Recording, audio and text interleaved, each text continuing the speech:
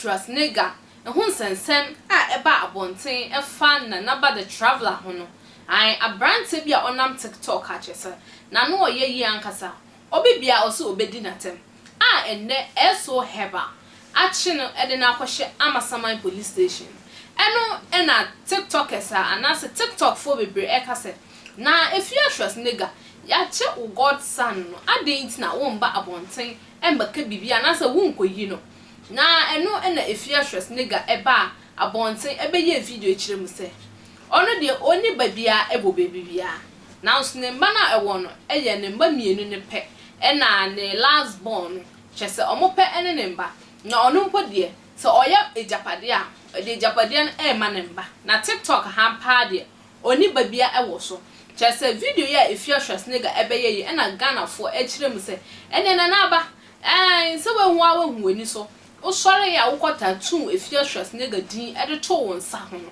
chese we hu na eri ayew remfuni ba a chese unsun hu o sole akasesam na wudi e wo Dubai ho ene wo ba Ghana wo hu se ya che chese nsem ankofo e ka wo TikTok ne de chese esewani ensese menka ni nyina e wo ha when na Afia Schwarzenegger aba abonten abekase ne enti a wan beli na aba the traveler ne se the TikTok son oye onyankopon emre na one na brown enya asem na chese odi na brown atem no na brown ma ye kwachi onyankopon ede no ko pokwase police station chese oboka yi ankasa oboka almost 13,000 chese o scan emu odrupa anka obetimi ede scan aye bibi abushan for mama yenti Afia Schwarzenegger enum nsam I had to make calls and no onyankopon ye mani bail 2 a.m.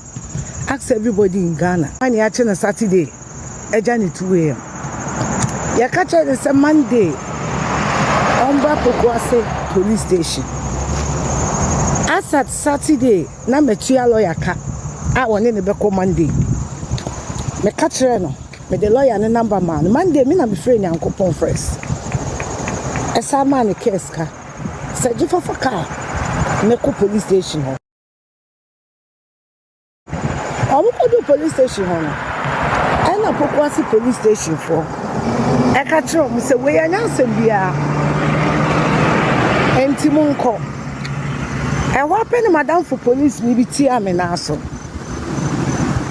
se omo dia asem na ba police headquarters oye calls no busa me say how well na minim nyankopon na nyankopon nipa we ni nipa we aye charge etia no na osofo we afre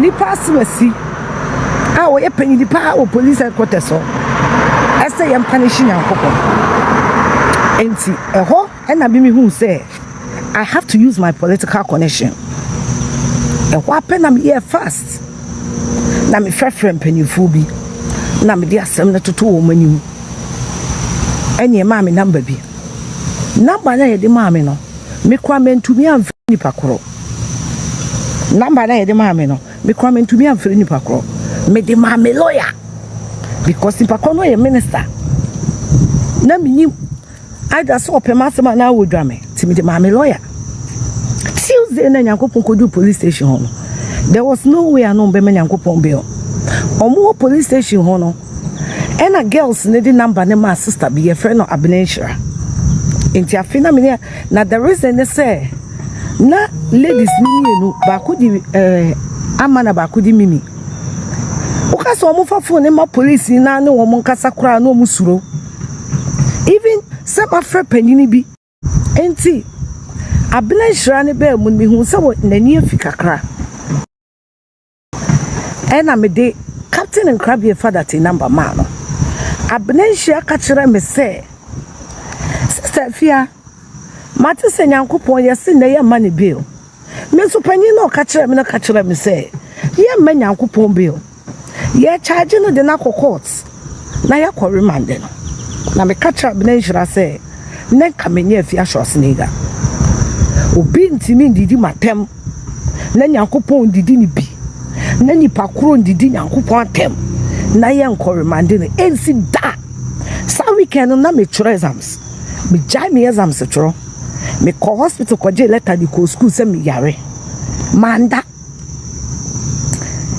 Nyankopon Tuesday ye man bill be 7 p.m. Me ka call say call so a api so nkwase afo so timi me bodi say me frɛ hwan na me frɛ hwan. But it was an order which was above the police. And the ma ye man Nyankopon bill.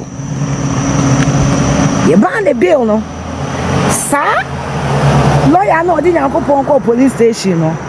I went to me and bail Nyankopon je me 3,000. Sir, dan sir, lawyer na wo dwan di Nyankopon no je me 3,000. Sir, dan in krabie father te o je me 5,000. Sir, dan by just doing phone calls. Me wo ho na benenhira no e frem no se ante afia ya me Nyankopon bill. Yes wo chena omra court. Me busa se time be no omra court wanka wada roma. Me nkoto dwogu fom boa me. Matese boy no osofu bia kutu eskase yen remande no. Me sire humi mobo. Papa ne se me court na. Just was sama me 5,000. Making it 10,000 Ghana cedis. Second 5,000 Ghana cedis. Makola Mary and a me money tuyaye. The first 5,000 kwabena money tuyaye. And omudi Nyankopon echo court. And omwa omanumuto. CID nenumuto. Prosecutor nenumuto. Me court na mini hobi. Court na mini hobi. Asema prosecutor ne kan e na me kan. Ya na me de ne ba court no kura asem no boroso. This is what they said. Said Captain in Krabie Fadate is too big for this case. And yes, I wanted the lawyer who is too big for the case. Said Yebeya will be anti me. Emphasis BNCC boy now. Omukoko tani man bill. Sureties no.